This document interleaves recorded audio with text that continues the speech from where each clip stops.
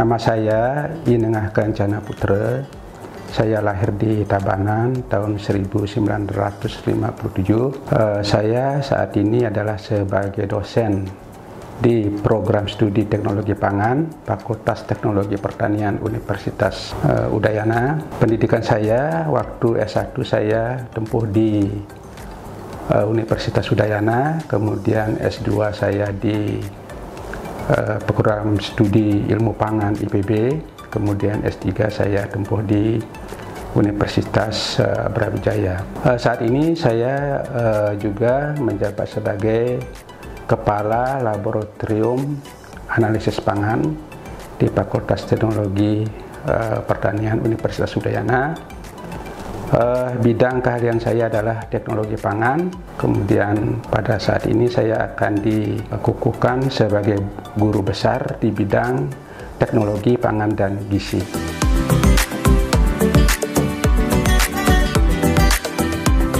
Dalam orasi ilmiah saya nanti, saya akan menyampaikan bagaimana kita memanfaatkan komoditas lokal, dalam hal ini umbi-umbian, untuk memperbaiki pola konsumsi pangan masyarakat.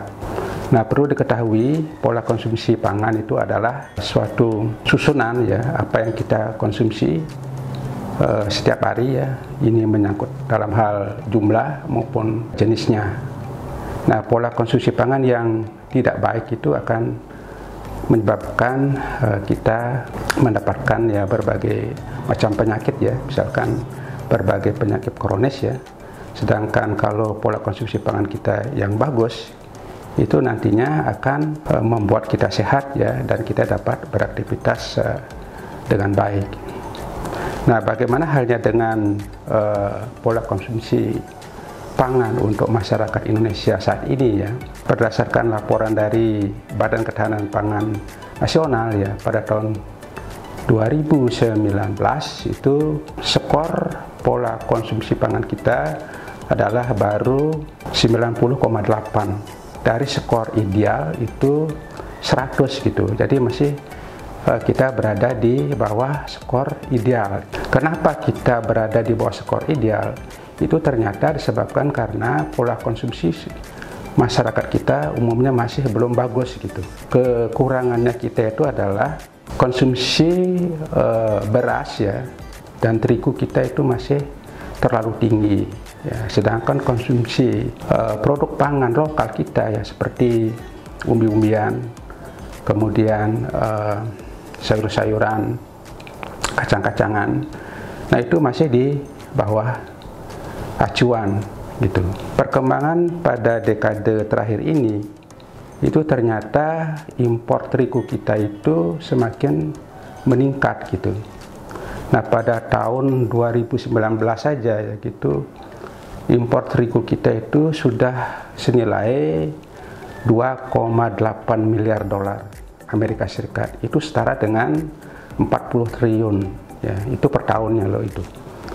Nah, sementara kita di Indonesia banyak sekali mempunyai berbagai jenis umbi-umbian ya, seperti misalkan ada umbi talas, umbi singkong, suwak, ilas-ilas, porang dan sebagainya, yang sebenarnya mempunyai potensi untuk mengurangi pemakaian pangan sumber karbohidrat tadi seperti beras dan terigu ya. Hanya saja perkembangan akhir-akhir ini konsumsi masyarakat akan umbi-umbian itu semakin menurun gitu. Umbi-umbian itu banyak sekali mempunyai keunggulan gitu. Antara lain dia kaya akan serat pangan ya. Serat pangan itu kita ketahui itu bagus sekali untuk pencernaan, juga nanti akan sangat baik bagi orang yang menderita diabetes ya. Kemudian juga umbi-umbian itu juga diketahui mempunyai indeks glikemik yang rendah ya. Ya, indeks glikemik rendah ini itu adalah cocok untuk penderita diabetes ya. Kemudian juga umbi-umbian juga mengandung berbagai senyawa-senyawa bioaktif ya, yang nanti akan sangat bermanfaat juga bagi kesehatan kita. Nah, sudah tentu kalau kita ingin mensubstitusi atau mengganti terigu ataupun beras menggunakan umbi-umbian, itu tidak serta-merta kita bisa lakukan ya. Jadi harus ada suatu sentuhan teknologi ya. Jadi kita kembangkan teknologi bagaimana supaya nanti umbi-umbian ini dapat mensubstitusi ya sebagian daripada penggunaan beras ya maupun terigu, sehingga nanti pola konsumsi pangan masyarakat kita itu dapat ditingkatkan. Nah, dalam orasi ilmiah saya nanti itu akan saya ulas ya secara mendetail ya bagaimana teknologinya untuk umbi-umbian ini supaya nanti umbi-umbian dapat mensubstitusi ya sebagian daripada terigu ya maupun beras di dalam memproduksi produk pangan olahan.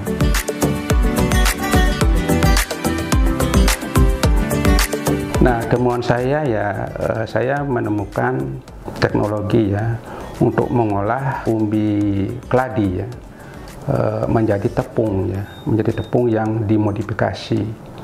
Nah, tepung yang dimodifikasi yang berasal dari keladi ini itu sangat bermanfaat ya untuk mensubstitusi ya, atau mengganti sebagian terigu ya pada berbagai produk olahan yang berbasis terigu ya, seperti misalkan pada pembuatan roti ya, pada pembuatan mie ya, pada pembuatan berbagai jenis kue-kue yang berbasis terigu ya. Nah, pada pembuatan bolu produk saya itu sudah bisa mensubstitusi 40% terigu ya dengan menggunakan tepung umbi keladi ini. Pada pembuatan mie saya sudah bisa mencapai substitusi sampai 30% ya, dengan menghasilkan produk yang tidak berbeda nyata dibandingkan dengan menggunakan terigu 100%. Nah, untuk komitmen saya untuk universitas, saya akan tetap melanjutkan ya, penelitian-penelitian saya di bidang komoditas lokal ya. Saya akan menggali potensi-potensi yang ada pada komoditas lokal kita ya, seperti umbi-umbian ya, sayur-sayuran, buah-buahan. Saya ingin menggali potensi-potensi atau senyawa-senyawa bioaktif apa saja yang ada di dalamnya sehingga nanti bisa bermanfaat bagi kesehatan. Nah, kemudian saya akan mengembangkan produk-produk pangan yang berbasis pada umbi-umbian lokal ini sehingga menghasilkan suatu produk pangan yang palatabilitasnya bagus ya, kemudian juga mempunyai manfaat kesehatan yang baik. Kemudian juga untuk masyarakat ya, untuk masyarakat seperti yang saya telah lakukan sebelumnya, saya akan melanjutkan melakukan pembinaan ya pada UKM-UKM yang bergerak di bidang produksi pangan olahan.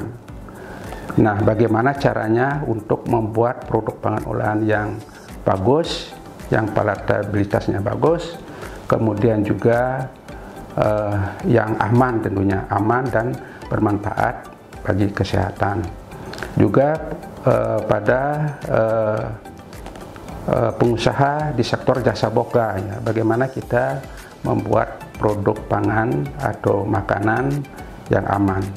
Kemudian untuk masyarakat luas itu saya akan bekerja sama ya dengan dinas terkait ya. Dalam hal ini biasanya saya bekerja sama dengan Dinas Ketahanan Pangan untuk mendorong masyarakat memperbaiki pola konsumsinya ya, dimana untuk meningkatkan konsumsi umbi-umbian dan sayur-sayuran, kemudian mendorong untuk masyarakat